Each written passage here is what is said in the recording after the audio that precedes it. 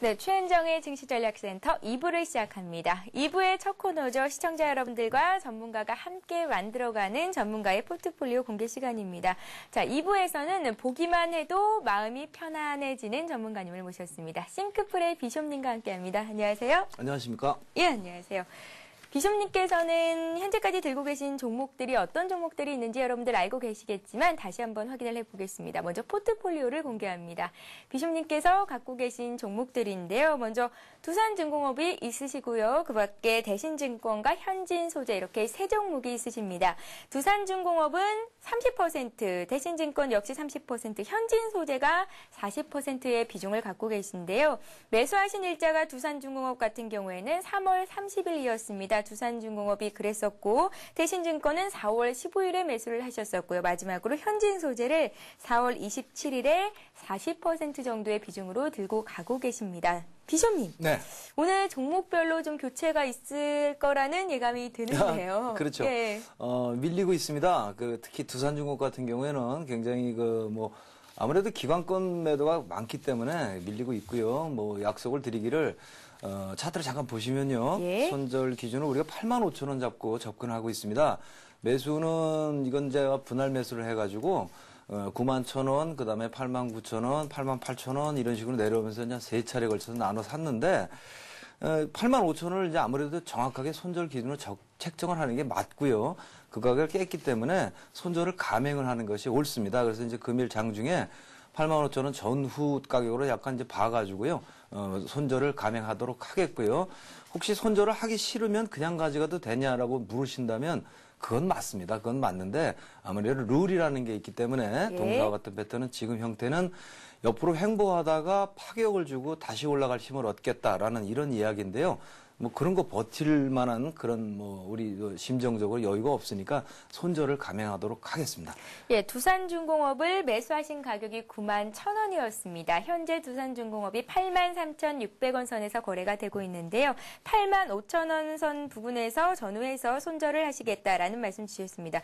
무엇보다도 투자 원칙이 중요할 테니까요. 비숍님께서는 이제 두산중공업을 털어내시겠다 했습니다. 자, 그렇다면 이제 현금 비중이 다시 30%가 늘어나게 되는데요. 비숍님, 네. 다른 종목 사볼까요? 예, 제가 전에 우리 띵크웨어 같이 건드렸습니다. 예. 아주 좋은 종목이라고 비중을 한 60%까지 늘리고 그랬었는데요. 차트를 잠깐 보시면요. 예. 이런 종목 같은 경우에는 이제 상당히 이제 말씀드린 대로 13,000원이 기준선이 돼가지고 화살촉을 만들고 위로 올라가고 있고요. 윗부분에는 14,500원 저항인데요. 그걸 어제 넘었죠. 그리고 다시 눌렀고요. 저희 같은 경우도 수익을 내고 나왔는데 금일 팅크웨어를 다시 재진입을 하는데 매수 가격은 14,800원을 충분히 줄 것 같으니까요. 현재 가격은 14,950원인데 14,800원에 전량 30%를 매수를 하도록 하고요. 그렇기 때문에 차트 패턴을 보시면 전체적으로 바닥권을 이탈하는 양상을 보이고 있습니다. 그래서 이제 조금 이따 강의를 할 때도 요 동사에 해당하는 그런 이야기를 좀 할 건데요. 그거에 맞춰서 강의 내용과 함께 매수를 한다 이렇게 보시면 되겠고 목표 가격은 일전에 말씀드린 대로 2만 원 설정 그대로 하고 손절 가격은 밑으로요 14,000원 정도 설정을 하도록 하겠습니다. 예, 오늘 두산중공업을 85,000원 전후에서 30% 전량을 손절 처리하시겠다라는 말씀을 하셨고요. 그렇게 남게 되는 다시 30%의 현금 비중을 팅크웨어로 들어가신다는 말씀을 주셨는데요. 14,800원 부근에서 30% 전량 매수하신다는 말씀하셨습니다. 목표가는 2만 원, 전에 한번 말씀해 주셨던 그 가격 그대로고요. 손절가는 14,000원 가져가신다는 말씀하셨으니까요. 함께 하시는 분들은 참고하시면 좋을 것 같습니다.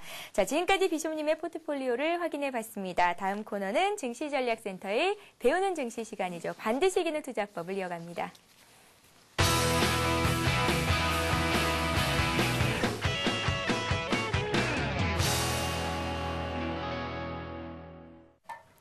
네, 배우는 증시 시간입니다. 반드시 이기는 투자법 시간인데요. 비숍님, 네. 오늘은 어떤 강의 내용을 준비하셨나요? 오늘 이평선에 대해서 좀 말씀드리려고 합니다. 이평선은 가장 기본이 되는 이야기인데요. 또 우리가 이거에서 다 모든 기법이 출발합니다. 저도 이거에 또 출발해서 이걸 변형을 해서 나가는데요. 그중에 대표적인 게 이제 이평선을 이제 우리가 뭐 딱 표상으로 딱 하는 게 그랜빌이죠. 그랜빌의 법칙이 8가지가 있는데 매수 4가지, 매도 4가지인데 복잡하게 할 거 없고요. 매수 4가지를 뒤집어 놓으면 매도 4가지가 됩니다. 그런 부분을 아시면 되겠고요. 이평선에 대해서 고리타분하게 캐캐 묵은 이야기를 하고자 함이 아닙니다. 이것을 실전에 적용할 수 있도록 간략하게 정리해서 오늘 좀 말씀을 드리고자 합니다. 이평선은 이렇게 접근하시면 됩니다. 제가 말씀드렸는데 주식을 사고 파는 것은 우리가 가게를 열고요. 물건을 띄고 파는 거라고 생각하시면 된다 그랬고요. 이평선은 최근에 시장 가격이 어떻게 되어 있나 그 얘기입니다. 그러니까 5일선이면 5일 동안 최근에 가격이 얼마 정도냐, 10일선이면 10일 동안 얼마냐, 20일선이면 한 달 동안 얼마냐, 요거를 결정짓는 것이 그 가격이니까요.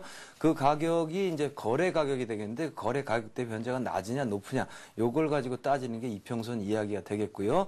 그랜벨의 법칙이라는 것을 이해하시려면 2가지를 아셔야 되고요. 이제 이평선에만 국한하는 얘기가 아니라는 것을 다시 한번 전제합니다. 주식은요, 이제 이 그랜빌의 법칙을 이해하시려면 회귀성하고요, 관성. 그러니까 관성은 한마디로 가던 방향으로 계속 간다는 얘기가 되고요. 회귀성은 가운데 중심축이 있으면 그 중심축으로 다시 돌아오려는 성격이 있다는 거죠. 이동평균선 같은 경우에는 5일, 10일, 20일, 60, 120 뭐 이렇게 나가면요. 이 부분 간격이 벌어지면 좁아지려는, 그러니까 올라간 주가는 내려오려는 성향이 있다. 이것을 회귀라고도 하고요. 또 하나의 적용은 이평선은 여기 있고 주가는 떨어져 있으면 이평선 쪽으로 주가는 다시 붙으려고 한다. 이것이 회귀 성향이 됩니다. 이 2가지를 이용해서 이야기를 이제 해 나가는 것이 그랜빌의 법칙인데요. 그랜빌의 매수 4원칙 하면은요, 이제 그랜빌 같은 경우는 장기 이평선을 기준으로 삼았는데, 저는 이렇게 적용을 해드리겠습니다. 시장에 따라서 적용을 해야 되는 기준 이평선이 다 틀립니다. 지금 시장은요, 121선 기준으로 하시는 게 딱 좋습니다. 시장이 별로 안 좋으면 120일 정도 하고요. 시장이 점점 좋아지면 뭐 60일선, 21선 이렇게 기준선이 점점점 바뀌면서 하시면 되겠고요. 첫 번째 이야기가 장기 이평선 정도가 하향하다가 평행을 하고 있고 주가가 그걸 박차고 올라가는 양상, 이런 부분이 매수 타이밍이 된다라는 이야기를 하게 되는데요. 종목 하나를 좀 띄워보면요. 팅크웨어가 바로 그런 종목이 되겠죠. 예. 121선 이평선이 지금 여기 현재요. 예, 여기는 지금 안 나왔군요. 예, 121 이평선을 이제 따지면요. 빠지다가 옆으로 횡보를 하면서 그리고 옆으로 쭉 횡보를 하고 살짝 고개를 쳐드는 그런 양상을 보이고 있습니다. 60일선으로 잠깐 대치해서 얘기를 하면요.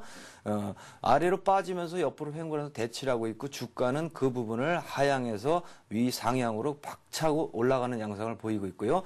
그 다음 조건은 그와 같이 옆으로 횡보를 하고 있던 주가와 동사의 그 어떤 120일 이평선이 같이 움직이면서 상향으로 머리를 쳐드는 양상을 보이는 것이 바로 매수 타이밍이 됩니다. 현재 팅크웨어가 보여주고 있는 양상이 바로 그건데요. 60일선 기준으로 일단 얘기를 하면 60일선 자체가요, 들쭉날쭉은 합니다만 120일선 기준으로 얘기를 해야 되는데 조금 제가 준비가 미흡해서 지금 여기 포트폴리오가 지금 안 뜨고 있습니다. 차트상에. 그래서 그걸 기준으로 말씀드리면 현재 패턴 자체가 그와 같은 흐름으로요. 옆으로 쭉 횡보를 하면서 121선을 찾아보시면요. 이렇게 쭉 빠지면서 이러고 있고 옆으로 이렇게 되는 양상을 보이고 있습니다. 그렇게 되면 동사의 패턴은 아래에서 그것을 이탈을 해서요. 이와 같이 쭉 따라가면서 현재 121선이 이와 같이 흐르고 있거든요. 그래서 같이 고개를 쳐드는 양상이에요. 요것이 바로 그랜빌 법칙에 참고하실 만한 그런 매수 타이밍이 됩니다. 자, 2번째 타이밍, 3번째 타이밍, 4번째 타이밍이 있는데요. 시간 관계상 3번째 타이밍으로 바로 넘어가서 얘기를 하면요. 이제 실전에 쓰이는 2가지 요소만 제가 꼬집어서 말씀을 드리는 겁니다. 중장기 이평선, 그러니까 지금 말씀드린 요새 같은 장세는 120일 이평선이 되겠죠. 그 부분이 상향을 계속하고 있고요. 전제 조건이 주가가 그 부분을 한 번도 깨지 않고 박차고 올라가는 양상을 보이는 종목이 좋은 종목이 되겠습니다. 여기 세종공업이라는 종목이 있습니다. 차트를 잠깐 보시면요. 역시 현재 120일 이평선이 아래 떠 있습니다. 여기 아래요. 이 부분이 되겠는데 이 121선 이평선이 쭉 상향을 하고 있는 걸 보고 계십니다. 여러분들이요. 이렇게 상향을 하고 있고요. 동사의 주가는 한 번도 그 부분을 깨지 않고 이와 같이 120일 이평선을 타고서요. 그대로 지지하고 올라가는 양상을 보이고 있죠. 이런 부분이 됐을 때 매수 타이밍이 생긴다는 겁니다. 이 2가지를 굉장히 중요하게 여기시면 돼요. 이것을 이평선 기준으로 하셔도 되고 추세선 기준으로 하셔도 되고 또 주가의 흐름이나 패턴의 기준으로 하셔도 됩니다. 기술적 분석에 접근하시는 가장 기초가 되는 부분이요. 제가 좀 전에 말씀드린 회귀성과 관성, 이 이해하셔야 되고요. 지금 그랜빌의 4원칙이요. 그러니까 8원칙이라고 해야 되는데 4원칙으로 알고 계시면 되고요.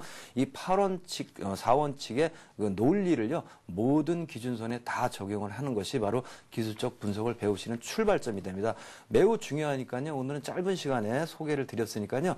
요것을 책이라든가 차트를 보시면서 꾸준히 연구하시고 찾아보시면 대단히 많은 성과를 올리시게 되리라 생각하고 있습니다. 네, 미국의 주가 분석가인 그랜빌은 그랜빌의 8원칙을 제시를 했는데요. 주가와 이동평균선을 이용해서 매수 시점, 매도 시점을 잡아보는 그런 원칙들을 제시를 했습니다. 오늘은 그중에서도 매수 신호의 두 가지 신호에 대해서 알아봤습니다. 자, 알아야만 승리할 수 있는 주식시장. 오늘은 비숍님과 함께 이동평균선의 기술적인 분석, 매수 시점 알아보는 방법에 대해서 들어봤습니다. 자, 이어지는 3부에서도 무료 문자 메시지 번호 015-8500-1110번, 전화번호 1599-7770번이 열려 있습니다. 여러분들 상담하고 싶으신 종목, 닉네임 함께 보내주시면 저희가 친절한 전문가의 상담 받을 수 있는 시간을 마련해 드리도록 하겠습니다. 참고하시고요. 저희는 잠시 뒤 3부에서 뵙겠습니다. 고맙습니다.